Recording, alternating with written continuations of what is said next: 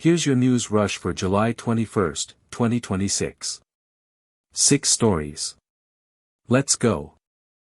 Iran's Revolutionary Guard is claiming attacks on 3 ships in the Strait of Hormuz.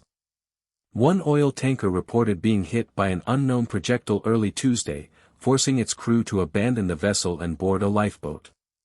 The claims came as the United States carried out a 10th consecutive night of strikes on Iran. The strait is a critical route for global energy supplies, and oil moved above $90 a barrel during Tuesday trading. Shipping safety and retaliation are now the key risks to watch. Nearly 100 American service members have been injured during 2 weeks of escalating conflict with Iran, according to the Pentagon. A Pentagon spokesperson said most injuries were minor concussions and 96% of those affected had returned to duty. The disclosure follows questions over how the military reported casualties from Iranian reprisals across the region. 3 U.S. soldiers were also killed in Jordan and Iraq during the previous week. The new figures show the widening human cost as strikes and counterstrikes continue.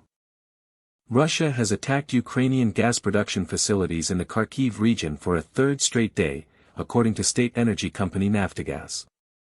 The strikes add pressure on Ukraine's energy system while President Volodymyr Zelensky faces rare wartime protests in Kyiv. Demonstrators are demanding that former Defense Minister Mikhailo Fedorov be reinstated and Army Chief Oleksandr Syrsky be dismissed. The 2 developments create pressure on both the country's infrastructure and its wartime leadership. Watch for damage assessments and any cabinet response. Rescuers in eastern Afghanistan are searching rubble after devastating flash floods killed at least 23 people. The National Disaster Agency says 80 people were injured and more than 100 are missing in Nuristan province. An undetermined number of buildings collapsed, including in the provincial capital, Paran. The danger may not be over. Forecasters warned of heavy rain, thunderstorms, strong winds and flash floods across 10 of Afghanistan's 34 provinces. Remote terrain and fragile homes are making rescue work harder. First Nations leaders say government warnings and support failed as fast-moving wildfires devastated communities in Ontario. 2 First Nations communities were burned to the ground. 13 communities were under evacuation orders, and officials said close to 2,000 people had left for cities including Toronto and Niagara Falls.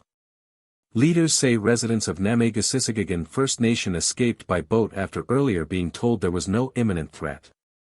Everyone there survived, but buildings and infrastructure were destroyed. The response and rebuilding effort now face intense scrutiny. A Chinese missile destroyer has carried out a live fire drill inside waters Japan claims as its exclusive economic zone. Japan says this is the first time its defense ministry has acknowledged a foreign naval vessel firing live rounds inside that zone.